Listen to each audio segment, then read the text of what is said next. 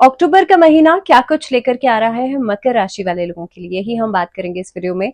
नमस्कार, बहुत स्वागत है आप सभी का। मैं हूं आपके साथ भावना शर्मा। तो मंथली सीरीज ये चल रही है जिसमें कि ये वीडियो है 10th और इस वीडियो में बात होगी मकर राशि वाले लोगों के लिए अक्टूबर का महीना कैसा रहेगा। तो बहुत सारे व्रत त्योहार हैं, बहुत सारे फेस्टिविटीज हैं, इसके साथ साथ ही बहुत सारे ट्रांजिट्स भी हैं। इस बार बुध का ट्रांजिट है, इस बार मंगल का ट्रांजिट है, सूर्य का तो होता ही है हर महीने, लेकिन शुक्र का ट्रांजिट है। तो बहुत सारे ट्रांजिट्स भी लेकर के आ रहा है ये महीना।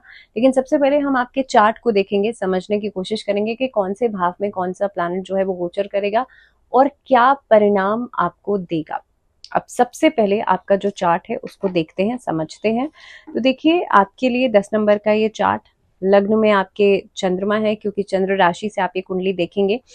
दूसरी बात, अब आपके 10th हाउस में शुक्र बैठे हैं, वहीं पर आपके नवम भाव में सूर्य बुध और केतु का कंजंक्ट है। मंगल जो है आपके छठे भाव में रहेंगे, आपके गुरु जो है वो पंचम भाव में रहेंगे। राहु आपके लिए 3rd हाउस में यानी कि पराक्रम भाव में गोचर कर रहे हैं और वहीं पर शनि जो है वो द्वितीय भाव में गोचर करेंगे। इसके अलावा गुरु, देवगुरु बृहस्पति 9 अक्टूबर को वक्री होने जा रहे हैं और शनि जो है वो तो वक्री है ही। तो चलिए सबसे पहले बात करते हैं कि आपके लिए कार्यक्षेत्र इस महीने में कैसा रहेगा। महीने की शुरुआत में कार्यक्षेत्र में अच्छे परिणाम तो मिलेंगे ही।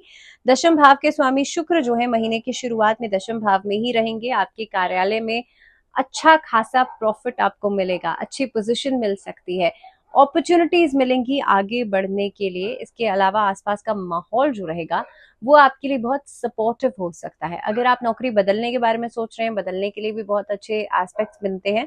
इसके अलावा नौकरी में एक स्टेप आगे बढ़ सकते हैं, यानी कि प्रमोशन मिल सकता है, तरक्की मिल सकती है।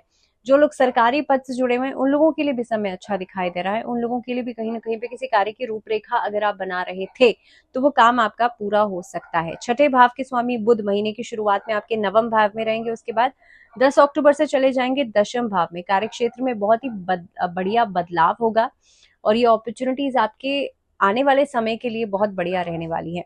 सेकेंडली, इस अवधि में कार्यस्थल पर जो बदलाव आपके लिए हो रहा है, जो परिवर्तन आपके लिए हो रहे हैं, वो डेफिनेटली प्रोडक्टिव तो रहेंगे ही, लेकिन अच्छी खासी नींव आपको दे सकते हैं आगे बढ़ने के लिए।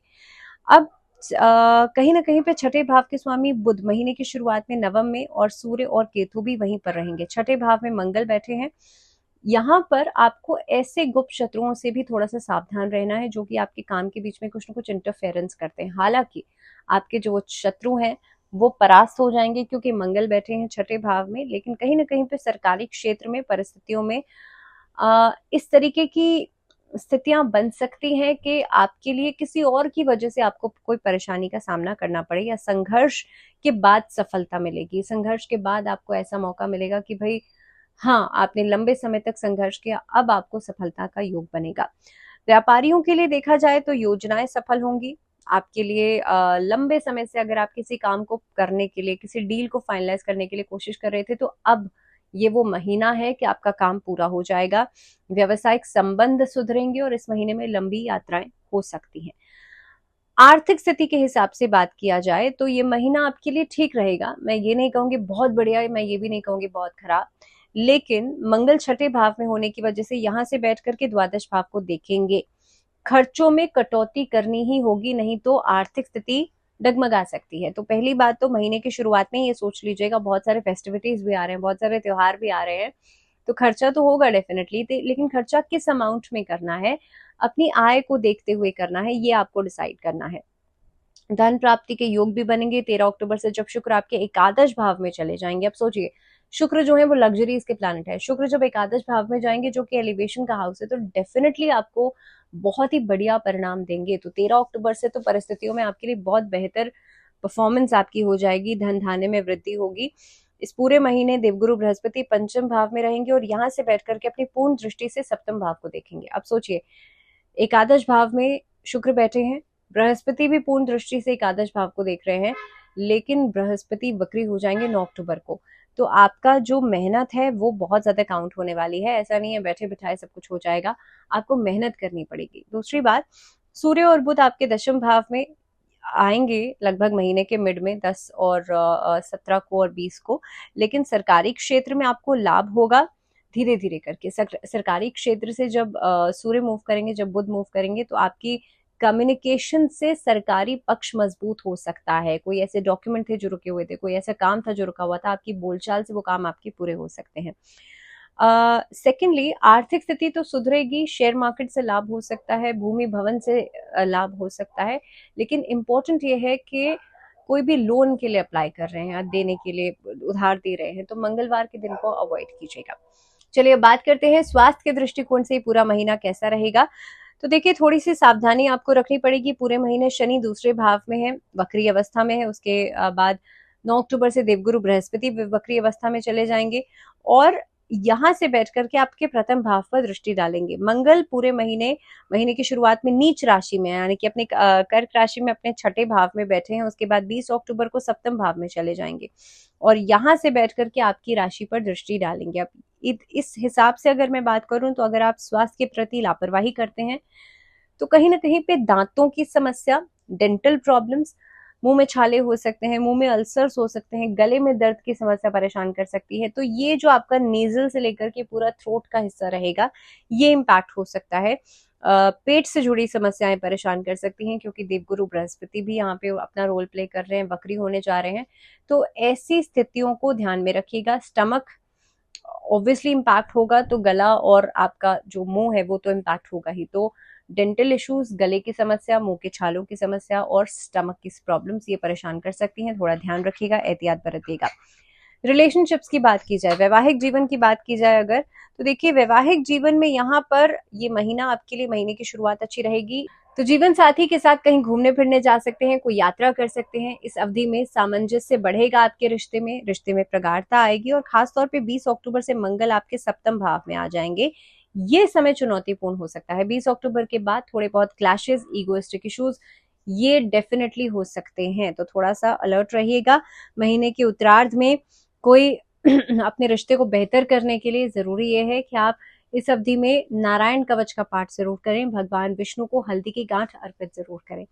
बात करते हैं पारिवारिक जीवन के हिसाब से ये पूरा महीना कैसा रहेगा। तो देखिए, इस पूरे महीने के अंदर दूसरे भाव के स्वामी जो शनि है वो दूसरे भाव में ही रहेंगे वक्री अवस्था में। दूसरे भाव में वक्री अवस्था में जब शनि रहेंगे तो आपके जीवन में हर चीज को लेकर के एक स्पष्टता रहेगी। अगर आप बहुत ज्यादा आउटस्पोकन हैं तो आप अपनी बातों को कह देंगे एक साफ और स्पष्ट तरीके से, लेकिन सामने वाले को आपकी बातें बुरी लग सकती हैं, जिसकी वजह से रिश्तों में खटास आ सकती है। आई एम नॉट सेइंग कि आप अपनी बातों को नहीं कहिए, लेकिन हाँ, किसी बात को कभी कभी कहने का तरीका होता है। तो इसीलिए जरूरी यह है कि आप सही शब्दों का चयन करें। अगर किसी बात को कह भी रहे हैं और वो बात आपकी बिल्कुल सही है, लेकिन ऐसी स्थिति में भी शब्दों का चयन आपको बहुत सोच समझ के करना है। मंगल 20 अक्टूबर से आपके सप्तम भाव में प्रवेश करेंगे। ऐसे में कई चुनौतियां वैवाहिक जीवन को लेकर के तो आएंगी ही, लेकिन साथ ही साथ में आपकी पारिवारिक जीवन को लेकर के भी आएंगी। ऐसे मुद्दे उठ सकते हैं जो कि अभी तक नहीं चल रहे थे, तो अचानक से कुछ परिस्थितियां जो है वो बन सकती हैं। इसी के साथ साथ इस अवधि में कोशिश ये कीजिएगा कि मदर और फादर दोनों की हेल्थ का आप लोग बहुत ज्यादा ध्यान रखें। इस अवधि में शिव परिवार की पूजा अपने घर में जरूर कीजिएगा और खास तौर पर शिवाष्टक का पाठ जरूर कीजिएगा।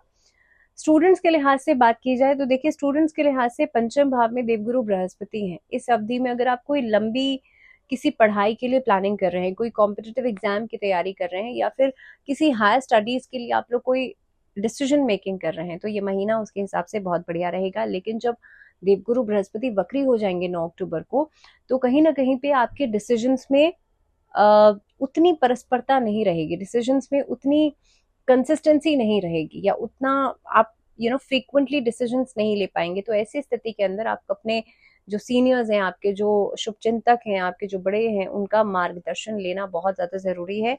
कोशिश ये कीजिएगा, बहुत जल्दबाजी में डिसीजंस लेने से बचिएगा, क्योंकि कहीं ना कहीं पे आप लोगों के लिए पढ़ाई लिखाई को लेकर के इस अवधि में जो भी फैसले आप लेंगे वो बहुत लॉन्ग रन में आपको इम्पैक्ट करेंगे। क्योंकि देवगुरु बृहस्पति अभी यहाँ पर रहने वाले हैं पंचम भाव में, उनका कनेक्शन सीधा सीधा एक आदर्श भाव से बनता है। तो डेफिनेटली आपके लिए परिस्थिति अच्छी है, महीना अच्छा है, प्रोडक्टिविटी होगी, लेकिन जो भी फैसले लेंगे वो बहुत सोच समझ के लीजिएगा। ऐसा नहीं हो अभी आप अपनी कार्य क्षमता को नहीं समझ पा रहे हो और आप फैसला ले लें, लेकिन कुछ समय बाद आपको लगे कि हाँ, मेरी इतनी कार्य क्षमता नहीं थी और मैं ये डिसीजन ले चुका हूँ या ले चुकी हूँ। तो ऐसी स्थिति को लेकर के आप थोड़ा सा कॉशियस रहिएगा। इसी के साथ अगर मैं रेमेडीज की बात करूं, उपाय की बात करूं, तो वृश्चिक राशि वाले लोगों को इस अवधि में नियमित रूप से हनुमान चालीसा का पाठ करना चाहिए। इस महीने के अंदर आप जानते हैं कि महीने की शुरुआत हो रही है नवरात्र के साथ, तो इस महीने में कोशिश कीजिएगा पूरे महीने ही आप लोग दुर्गा कवच का पाठ जरूर करें। कोर्ट कचहरी के मामलों से मुक्ति मिलेगी, बिना वजह का भय खत्म होगा और रिश्तों में मिठास बढ़ेगी। तो इसी के साथ फिलहाल दीजिए इजाजत, लेकिन जुड़े रहिए चैनल के साथ। नमस्कार।